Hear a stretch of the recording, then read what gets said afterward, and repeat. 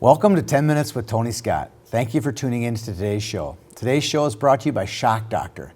Shock Doctor is a Minnesota-based company that makes more than just great mouth guards and protective cups. They make several great pieces of athletic equipment that's protective.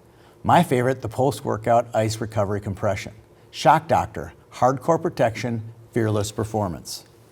Not a lot of hockey this past weekend to cover, but the hockey junkies we are, we did follow Team Minnesota via Fast Hockey on their trip to Boston for the Boston Showdown. The 05 Brick team lost a nail-biter to the Boston Junior Bruins Sunday 3-2.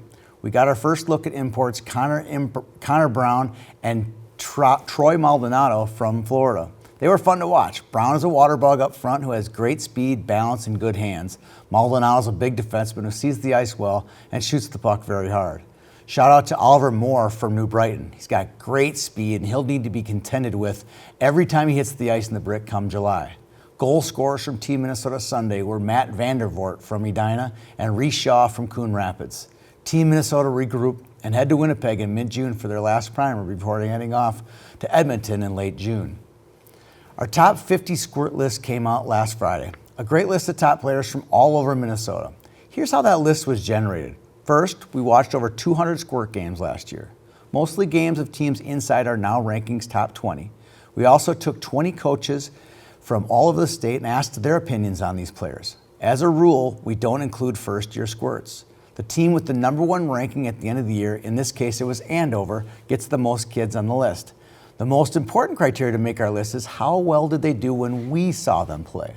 Some teams we see more than others. If we only saw a kid one time and we really like them, we make some calls to verify their performance. All in all, generating this list takes a lot of thought and a lot of time. The only problem with this list, there's only 50 that can make the list in the state where there are thousands to choose from. This weekend, we'll keep an eye on the International Cup in the Super Rink in Blaine. The staff from the Super Rink have done a great job attracting some really nice teams from all over the area. The action should be great to watch. We will also follow the Great Plains team to Madison, Wisconsin as they take on Team Midwest for 2 games as they lead up to the show in Madtown. Speaking of tournaments, our invite list for the Pee Wee Challenge comes out next week. This year we will have 3 levels of play: girls, minor Pee Wee, and major Pee Wee. Also of note, our State of Hockey Showdown in August is filling up nicely. Teams from all over the Midwest are registering. Sign up your team now soon to make sure you get a spot in the tourney. Last but not least, YHH will be hosting a AAA 3-on-3 tournament in late July called the Summer Freeze-Off at the new 3-on-3 rink in Otsego called the Igloo. After a few tweets this past weekend, we have filled more than half of the slots. We are looking for teams of any kind at the 2003 and 2004 birth years. Individuals are welcome to sign up as well. We will place them onto a team. Interested individuals or teams, please send a note to youthhockeyhub@gmail.com and we'll follow up with you. Great news this past weekend from Peter Harrington. Peter is the Mounds View 9th grader who was hospitalized 3 weeks ago with bacterial meningitis. Peter's condition continues to improve every day. This past weekend, he has opened his eyes, said a few words, and is on track to recovery. Please pray for him, his mom Jennifer, dad Paul, twin sister Carolyn, and brother Jimmy. Pray for Peter t-shirts can be purchased at Shirts Unlimited in St. Paul. You can find them on the web at shirts.com. That's shirts with a Z.com. Tweet of the week. This week's tweet comes from Chris Slater from Apple Valley. Chris posted a picture of his University of Minnesota 2002 National Champions ball cap, and his 12-year-old son had this to say about it. Be nice if you had one of those from my lifetime. Yes, this is true. The troops are getting a little restless in Dinkytown.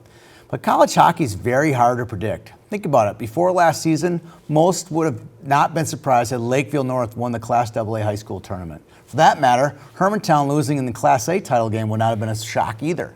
Heck, most wouldn't be surprised if Rangers, Ducks, Lightning, and Hawks would be in the NHL Conference Finals. But no one in their right mind would have said Union and Providence would win the NCAA hockey titles in back-to-back years. So lay off the Gophers and the rest of the Minnesota D1 teams. Their time will come. This week's Tommy Chicago's trivia question is a tricky one. What former Minnesota youth player played his youth and high school hockey in Edina, went on to play college hockey for Michigan Tech, and is also the PA announcer at the Minnesota State High School Hockey Tournament? Email your answer to youthhockeyhub@gmail.com. Congrats to last week's winner, Jason Gear from Shoreview, who knew that Wiz Wyatt graduated from Minneapolis West High School, a school that has been long closed since 1992. Jason gets a $20 gift card to Tommy Chicago's in Mendota Heights. Boom roasted. This week's boom goes out to my daughter's friend Sage. She thinks it's funny that I boom roast people every week, and people actually watch. This week, I'm going to roast her. Hey Sage, you're the only person in the world who doesn't like Chipotle. Boom roasted. On to the thumbs up. Thumbs up this week to sponsors like Shock Doctor, Tommy Chicago's, and Aspire Beverage, and the many others who help us pull off this thing called YHH. We really appreciate your support. We hope to see you around the rink soon. Have a nice day.